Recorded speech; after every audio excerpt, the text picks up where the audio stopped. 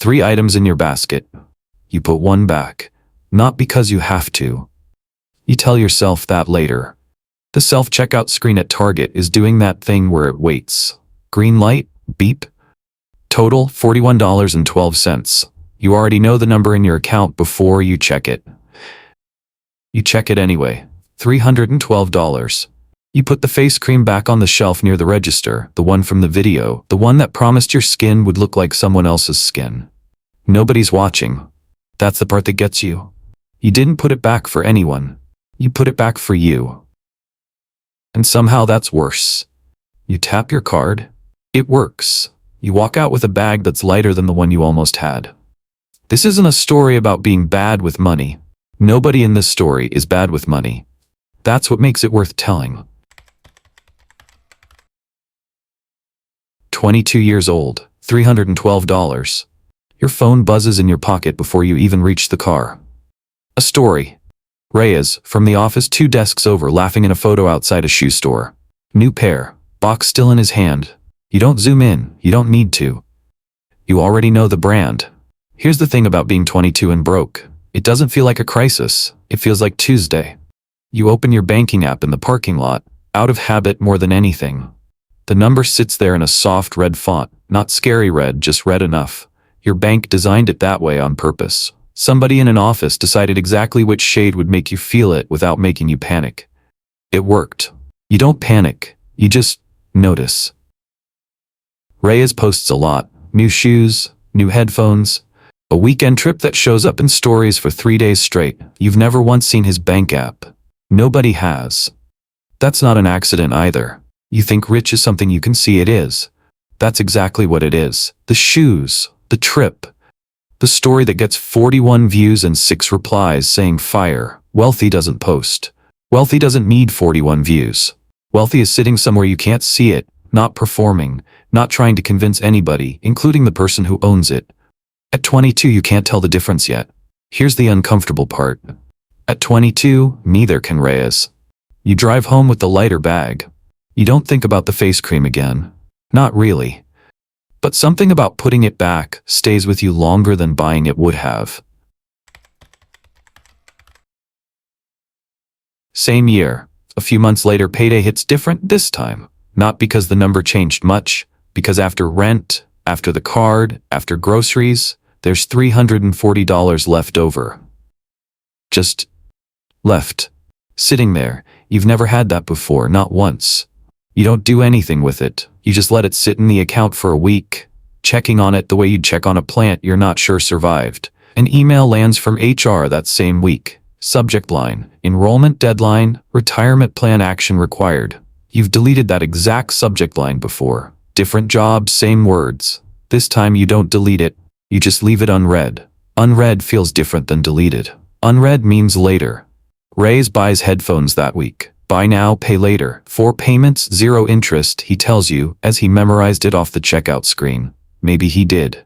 You don't judge him for it. You're not in a position to judge anybody for anything.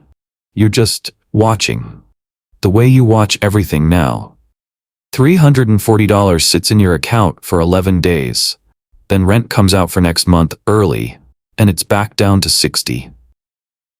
But something happened in those 11 days that the $60 doesn't show. For 11 days you had money that wasn't already spoken for.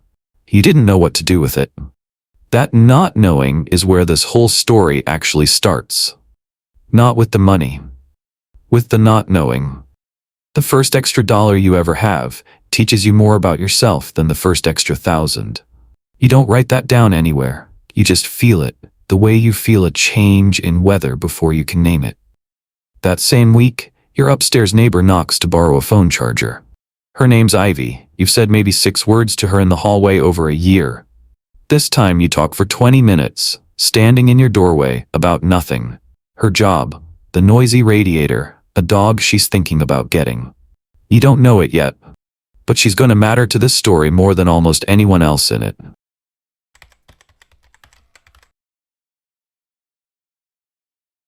A year passes. Maybe a little more. You're at a wedding-adjacent event, not the wedding itself, just the shower before it, and everyone's phone is out, comparing something. A bag. Small, structured, the kind with a logo you're supposed to recognize from across a room. You buy one 2 weeks later. Not that one. A version of it, $2,400 on the card, split into a purchase you told yourself you'd pay off by the following month. You didn't pay it off by the following month. Here's what nobody explains to you before you tap the card. The number doesn't just sit there waiting for you to deal with it. It moves, quietly, every single day, whether you're thinking about it or not. Your card's interest rate is 24.99%. You know this because you finally read the fine print one night, scrolling past it out of boredom more than concern. $24.99 isn't a number you feel in the moment you spend it. You feel it 8 months later, when the balance has barely moved, even though you've been paying every month. That same month, Ivy tells you something in the hallway, almost as an aside, like it's not a big deal. She opened a brokerage account. Vanguard. A coworker mentioned it once at lunch, offhand, the way people mention things that change your life without either of you realizing it in the moment. She put in $2,400, the same number as your bag, more or less. She didn't do anything dramatic with it. She picked one fund. An index fund, meaning it just owns a small piece of 500 different companies at once, so no single one of them can sink it. Then she left it alone. Same number. 2 different directions. Your 2,400 is quietly growing against you, adding a little more every month whether you notice or not. Ivy's 2,400 is quietly growing for her, the exact same way, just pointed the other direction. Nobody sends you a notification that says your money is now working against you. Nobody sends Ivy one either, saying hers is working for her. Both numbers just sit there, doing what they do, in silence. Debt compounds exactly like an investment does. Same math. Only the direction changes, and only one direction has your name on the return. You carry the bag to 3 events. People notice it once, maybe twice. The $300 and something a month you're now paying toward the balance, most of it isn't touching what you actually owe. Most of it is just covering what the balance grew by since last time. You don't tell anyone this. Why would you? There's no photo for a number shrinking slower than it should. That same week, a story pops up. Reyes, standing next to a car that isn't his old one. New lease. 4 years, he says in the caption, half joking, like the number itself is the punchline. You don't zoom in this time either. You've started to understand something Reyes hasn't figured out yet, and something you're only just now catching yourself. A payment you can afford every month is not the same thing as a purchase you can afford. Those are 2 completely different sentences that happen to end the same way. Approved. 2 years after the bag, the raise finally comes through. $105,000 a year. You say the number out loud once, alone in your car, just to hear how it sounds. It sounds like arriving somewhere. You move into a bigger apartment. Not extravagant, just bigger. A second bedroom you don't really need yet, but like having. You buy a watch, nothing crazy, just something you pick out for yourself the week the new salary hits. Because you've earned it, you tell yourself, and you have. The bank notices too. Not with a phone call, with a letter. A new credit card offer, higher limit than anything you've qualified for before, arrives within a month of your first bigger paycheck. The bank doesn't see your spending, it sees your income. Those are not the same thing. But the bank prices you like they are. You take the card, why wouldn't you? It's just sitting there. 6 months in, you check your savings account out of curiosity more than habit. You expect it to look different. It looks almost exactly like it did before the raise. You sit with that for a second longer than you mean to. A raise doesn't make you wealthy. It just gives your spending a bigger stage. You don't fully understand that sentence yet. You will. That same month, your company runs a new hire orientation, and they seat you next to someone from a different department. Her name is Denise.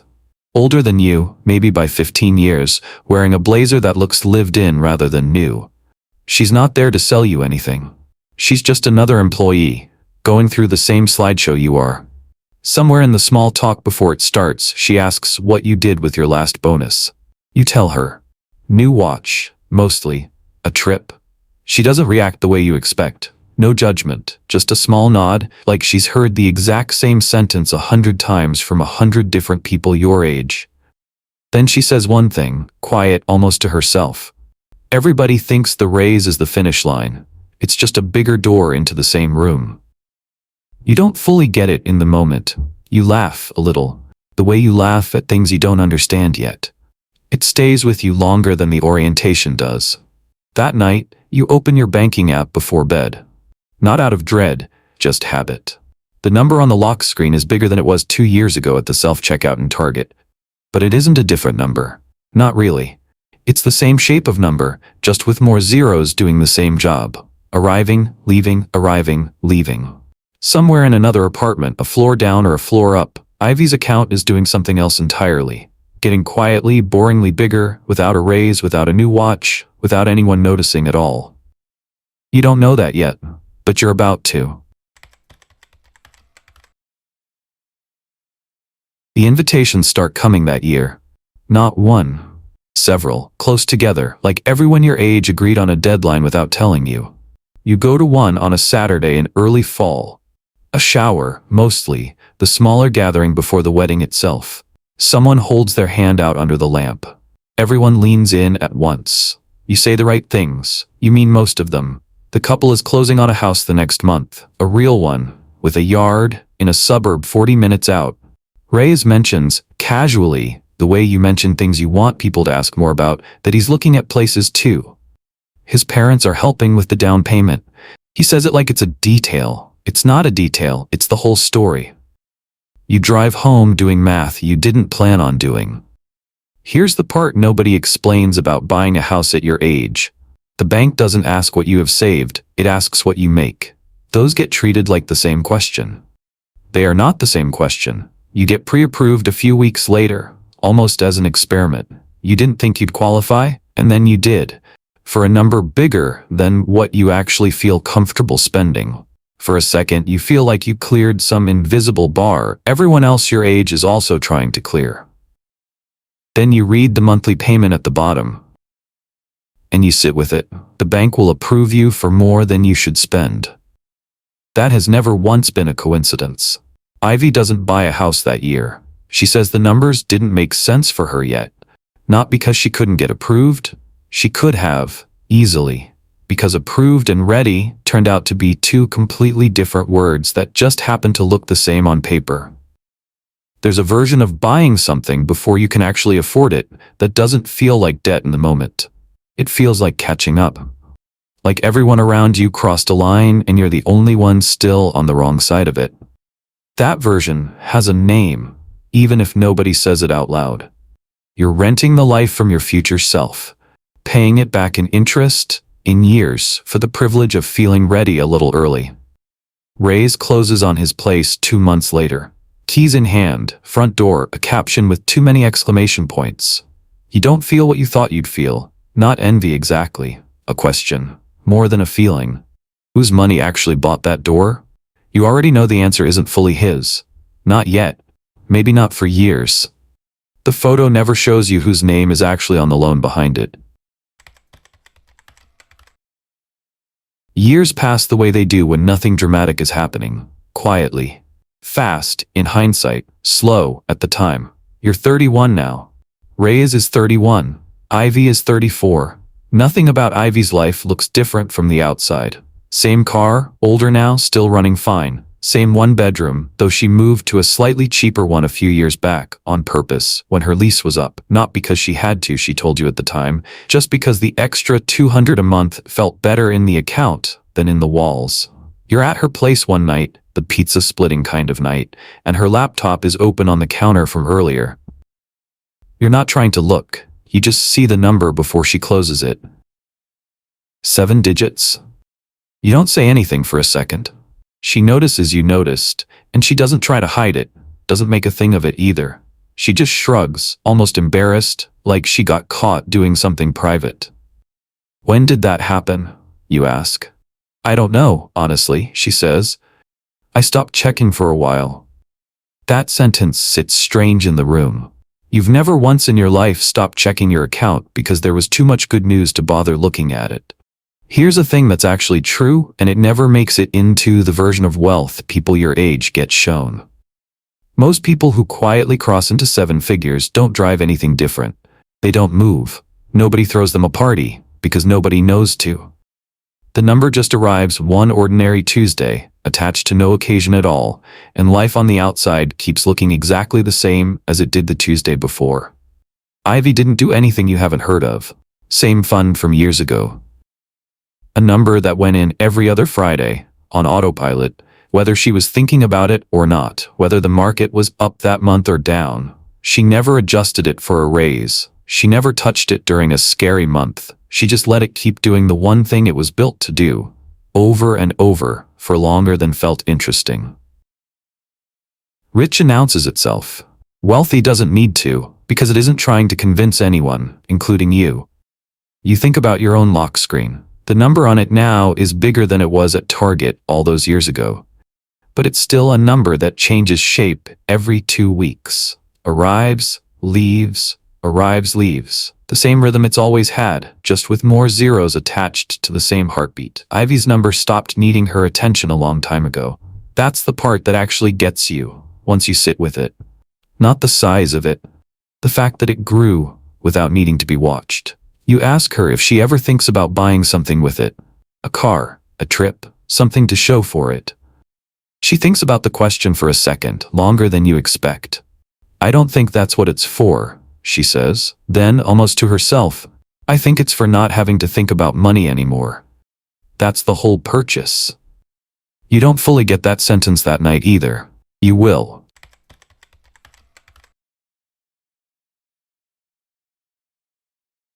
Reyes gets promoted that same year. You hear about it before he even tells you. Someone forwards the announcement email. The way these things travel through an office. $240,000. You do the mental math without meaning to. That's more than double what you make. More than triple what it was the year of the shoe store story. You run into him in the break room a few days later. He looks tired in a way that doesn't match the number.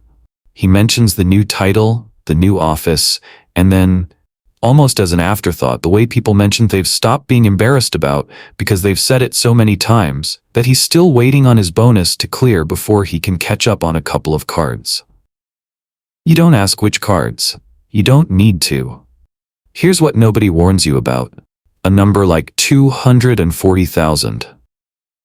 It doesn't erase what came before it. It just gets layered on top. The car payment from the lease, the mortgage on the house his parents helped with, the balance that's been quietly compounding since a bag of $2,400 ago, except his versions of that bag happened 4 or 5 more times since, each one a little bigger. The bank still loves him. That part hasn't changed. New offers keep arriving. Travel cards, higher limits, a private banking product he mentions once, almost proudly. The bank sees the income. It has never once, not one single time, asked him what's actually left over at the end of the month. Income is what you're allowed to spend. Net worth is what's actually yours. Nobody ever confuses these, until they're the one earning the big number. You start to notice something you hadn't let yourself notice before, mostly because it felt unkind to notice it. Reyes isn't reckless. He's not bad with money any more than you were the year of the face cream. He's just been running very fast, for a long time, without ever checking whether the ground underneath him was actually moving too. That week, you finally do the thing you've been putting off for 2 years. You book a call with Denise, the woman from orientation, the blazer, the sentence about doors and rooms. She left that department a while back. Turned out she does this on the side now, for people at the company who ask. You tell her about the raise, the watch, the savings account that never really grew. Then, almost without meaning to, you tell her about Reyes too, not by name, just the shape of it. Someone you know, making more than you'll probably make for years, somehow always one bonus away from catching up. She doesn't sound surprised. She's heard this exact shape before, just with a different name attached to it every time. The paycheck tells you what you're worth to a company, she says. It doesn't tell you what you're worth to yourself in 10 years. Those are 2 completely different numbers, and almost nobody separates them until it's expensive not to. You write that one down. Actually write it. in your phone, in the middle of the call. You don't tell Reyes any of this. It's not your story to hand him. But the next time his story shows up, a weekend trip, a caption with too many exclamation points, you notice something different in yourself. You don't feel behind anymore. You just feel like you're finally looking at the right number. Reyes gets a bonus that year. A real one, a chunk from a deal his team closed on top of everything else. $31,000 hitting his account in one deposit. He tells you about it over coffee, grinning in a way you haven't seen from him in a while. Finally, he says, finally something that isn't just going straight to a payment. For a while, it looks like the reset he's been waiting for. A trip, first. Somewhere he'd been talking about for 2 years. Then a chunk toward the car, not paying it off, just enough to feel lighter about it. Some of it goes toward the wedding of a cousin. Some of it just goes the way money does when there's no name on where it's supposed to land. 14 months later, you ask him about it, half joking, and he laughs. Not really a laugh, and says it's mostly gone. Nobody did anything wrong here. That's worth saying plainly, because it's tempting to make this the part with a villain in it. There isn't one. Money that arrives all at once doesn't come with instructions. There's no HR email for it. No orientation. No Denise sitting next to you explaining what a windfall is actually for. Money doesn't need a big moment to become wealth. It needs a system that doesn't ask your permission every time. You think about Ivy's account that same week. And for the first time you understand why she never talks about her number like an achievement. It was never one decision. It was never a moment. It was a transfer that happened automatically every other Friday for over a decade, whether she remembered it was happening or not. Reyes had more money land in his account in one afternoon than Ivy put in over most of a year. And it still wasn't enough, because a number without a system behind it is just a number waiting for a reason to leave. You start paying attention to your own system after that. Not your number. Your system. You'd set up an automatic transfer a while back, small, almost embarrassing when you first did it, $75 the day you get paid. You barely remember doing it. That's sort of the point you're realizing now. The transfers you don't remember making are the ones that actually stick. $75 isn't a story. Nobody screenshots $75. That's exactly why it's still there. You check the account that funds it, not the checking account, the other one, the one you rarely open, and it's bigger than you expected. Not 7 figures, not close. But bigger than the $60 in your account the week Ivy first knocked on your door. Windfalls test what you already believe about money. They don't teach you anything new. They just reveal very quickly whether a system was already running underneath or whether the money was always going to be a loan.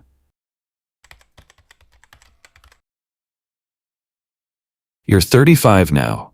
Nothing about this age feels like an arrival. That stopped happening years ago, the feeling that a birthday or a number was supposed to deliver something. You're at Ivy's place again, a different apartment now, not much bigger than the last one. She never did upgrade much. The car's the same. The furniture's the same, mostly, except for one new chair she mentions buying because the old one finally gave out. Reyes isn't there that night. He's fine. Better than fine, actually. He sorted things out a while back, quietly, the way people do once the noise finally gets loud enough to hear itself. Nobody makes a thing of it. There's no version of this story where anyone gets to be the moral of it. You and Ivy split a pizza again. It goes cold before either of you notices, still talking, and neither of you can remember whose turn it is to pay. You both reach for your phones at the same time. You both put them back down at the same time too, and just laugh, and let it go till next time. At some point, without planning to, you ask her the question you've been sitting on for a while. Does it ever feel like something? The number, I mean. She thinks about it longer than you expect, the way she always does when a question is actually worth answering. Not really, she says. It's not a feeling, it's just not having to think about it. That's the whole thing. That's the only thing it ever bought me. You don't fully understand that sentence the first time either. You're starting to notice that's usually how it goes with her. The important ones take a while to land. Here's what you've come to understand, slowly, over years, that didn't feel like they were teaching you anything while they were happening. Every other kind of success in your life has needed someone watching it to feel real. The job title needs a LinkedIn post. The relationship needs a caption. The apartment needs a photo before anyone believes it's yours. Wealth is the only one that doesn't. It's the only kind of success that keeps growing better the less anyone looks at it. No audience required, no reply count, no caption, nothing to perform for anybody, including the version of you that used to need the performance. Every other kind of success needs someone watching. Wealth is the only kind that grows better when no one is. You go home that night and open the closet, not for any reason, just habit. The bag is still there, near the back, worn maybe 4 times in its whole life. The receipt is still inside it. You don't take it out, you just close the closet and go to bed. None of it made you a bad person for wanting it. That's the thing you finally let go of somewhere around year 12 of this.